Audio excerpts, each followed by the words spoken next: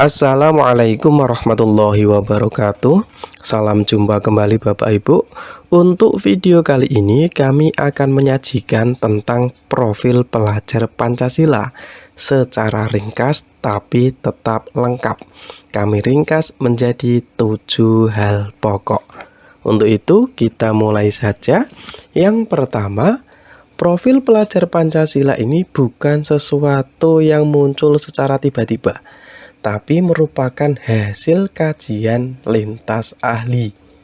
Profil pelajar Pancasila ini dirumuskan melalui kajian literatur dan diskusi akumulatif dengan melibatkan berbagai pihak.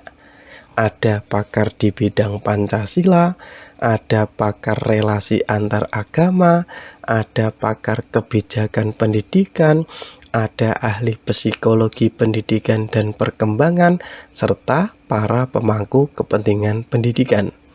Ini adalah bentuk keseriusan pemerintah untuk memperbaiki pendidikan di Indonesia, untuk menciptakan SDM yang lebih unggul. Karena ada sebuah pertanyaan besar, sebenarnya sistem pendidikan Indonesia itu ingin menghasilkan lulusan dengan kompetensi seperti apa toh? Ibarat sebuah pabrik, produk yang ingin dihasilkan itu seperti apa? Jawabannya adalah profil pelajar Pancasila. Karena profil pelajar Pancasila ini merupakan jawaban dari pertanyaan besar tersebut, makanya fungsi dari profil pelajar Pancasila ini adalah sebagai penuntun arah dan pemandu segala kebijakan dan pembaruan dalam sistem pendidikan Indonesia.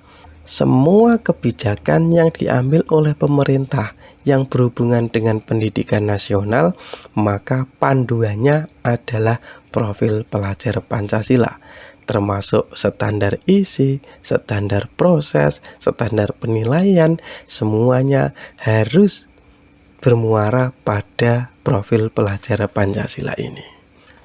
Begitu sentralnya peran profil pelajar Pancasila. Sebenarnya isinya itu tentang apa toh?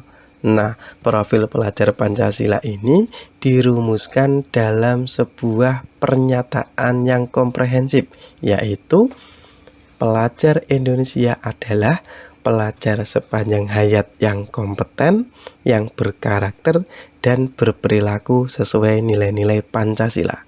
Coba kita kaji satu persatu. Pelajar Indonesia merupakan pelajar sepanjang hayat. Artinya, pelajar Indonesia adalah orang yang cinta dengan ilmu. Mereka belajar bukan hanya ketika berseragam sekolah, tetapi sampai kapanpun mereka akan tetap cinta dengan ilmu, akan tetap belajar, akan tetap mengembangkan kompetensinya. Dan yang kedua adalah harus kompeten. Artinya mereka memiliki kompetensi-kompetensi, memiliki skill yang dibutuhkan pada masanya. Dan juga harus berkarakter. Selain menguasai hard skill-nya tadi, mereka juga harus punya soft skill, punya karakter yang dibutuhkan pada zamannya. Dan yang terakhir juga harus berperilaku sesuai nilai-nilai Pancasila. Rumusan utama tersebut, kalau kita kaji kembali, ternyata ada 3 ranah. Yang pertama adalah ranah internal, yang kedua ranah eksternal, dan yang ketiga adalah ranah global. Ranah internal artinya hal-hal yang berkaitan dengan jati diri, dengan ideologi, dan juga cita-cita bangsa Indonesia. Indonesia itu terkenal dengan keramahannya, terkenal dengan gotong royongnya, maka pelajar Indonesia harus punya sifat seperti itu. Kemudian yang kedua, ranah eksternal, berkaitan dengan konteks kehidupan dan tantangan bangsa Indonesia di abad 21 yang sedang menghadapi masa revolusi industri 4.0.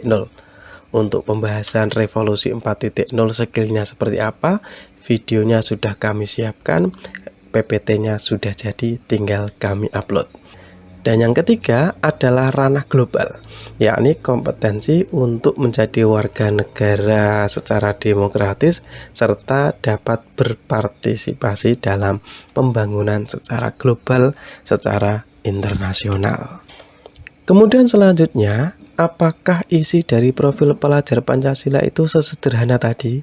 Tentu saja tidak, karena tadi hanya rumusan utama, nanti akan dibagi-bagi menjadi 6 dimensi utama, di mana setiap dimensi akan terbagi lagi menjadi beberapa elemen, dan elemennya nanti juga akan terbagi lagi menjadi beberapa sub-elemen yang disesuaikan dengan tingkatan peserta didiknya. Yang pertama dimensinya adalah beriman dan bertakwa kepada Tuhan Yang Maha Esa dan berakhlak mulia, tentu ini yang utama. Yang kedua adalah berkebinekaan global, artinya tetap menjunjung tinggi budaya daerah, budaya nasional serta budaya lokal, tetapi tetap berpikiran terbuka dan mau berinteraksi dengan budaya lain. Yang ketiga adalah bergotong royong, yakni melakukan kegiatan secara bersama-sama. Yang keempat mandiri, pelajar Indonesia harus pelajar yang bertanggung jawab atas proses dan hasil belajarnya. Kemudian yang kelima adalah bernalar kritis, yakni mampu secara objektif memperoleh informasi yang masuk. Dan yang terakhir adalah harus punya sikap kreatif, mampu memodifikasi dan menghasilkan sesuatu yang orisinil. Untuk dimensinya, untuk elemennya, sub-elemennya, jika Bapak Ibu menginginkan penjelasannya, bisa lihat video kami yang versi lengkap. Insya Allah di sana sudah kami jelaskan secara lengkap.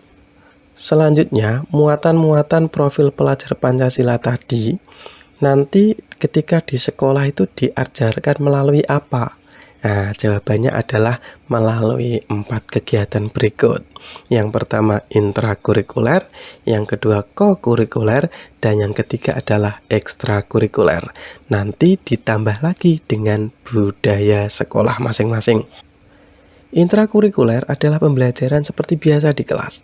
Berarti setiap pelajaran harus mengembangkan profil pelajar Pancasila ini. Tidak boleh hanya fokus kepada pelajarannya saja, tetapi harus mengembangkan profil pelajar Pancasila. Kemudian yang kedua adalah kegiatan kokurikuler, yakni pembelajaran yang menguatkan kegiatan intrakurikuler. Dalam hal ini adalah proyek penguatan profil pelajar Pancasila. Nanti ini juga akan kami bahas, dan ini adalah ciri khas dari kurikulum Merdeka, yaitu proyek penguatan profil pelajar Pancasila. Dan yang ketiga harus dikembangkan juga melalui kegiatan ekstrakurikuler, yakni pembelajaran yang menggali minat dan bakat siswa. Dan jangan lupa juga harus dikembangkan melalui budaya sekolah keseharian, dikembangkan melalui praktek-praktek di lapangan. Mungkin cukup sekian Bapak Ibu. Jika dirasa bermanfaat, mohon tolong untuk di like dan di subscribe. Terima kasih. Assalamualaikum warahmatullahi wabarakatuh.